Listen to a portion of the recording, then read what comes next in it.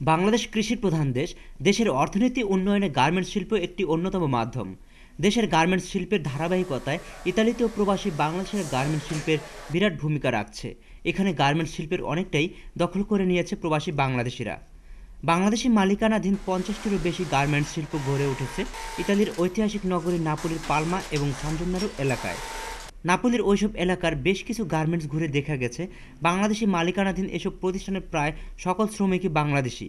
Italy অর্থনৈতিক সংকট মোকাবেলা মুহূর্তে বাংলাদেশিরা গার্মেন্টস ফ্যাক্টরিতে একটি কাজ করতে পেরেই সন্তুষ্ট। প্রথম আইসা মোটামুটি ভালোভাবেই আমি প্রতি মাসে বেতন পাইছি। পরে আইসা ৬ মাস পরে থেকেই আবার বেতনটা হয়তো একটু ভেঙে পাইতেছি। সন্তুষ্ট না হয় আমাদের করার কিছু নাই, কোথায় যাব, কি করব। ইতালীয় আইনকানুন মেনেই চালাতে হয় এসব প্রতিষ্ঠান। ওয়ার্কারদের ফুল কন্ট্রাক্ট করতে হলে মালিকপক্ষকে ট্যাক্স গুনতে হয় বেশি, ফলে সকলের কন্ট্রাক্ট করাও তাদের পক্ষে সম্ভব হয় না। তেমনি সকলকে নিয়মমাফিক বেতন দেওয়াও কষ্টকর। তাই শ্রমিকদের অনেকেই কাজ করতে পেরে সন্তুষ্ট থাকলেও অন্যান্য দিক থেকে ক্ষোভ প্রকাশ করেন। মোটামুটি সন্তুষ্ট। মালিক পক্ষ আমাদের কাজ দিতেছে, অবৈধ লোক, কাগজপাতি নেই, কোথায় কাজ করব। এই দেশে ব্যবসা বাণিজ্য করে খায়, আমরা মোটামুটি কাজ এনে শিখছি, ভালোই আছে আর কি।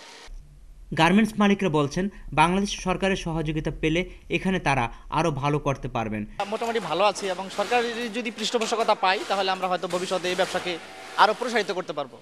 কিছু কিছু গার্মেন্টসে প্রবাসী গৃহবধূরা কাজ করে থাকেন।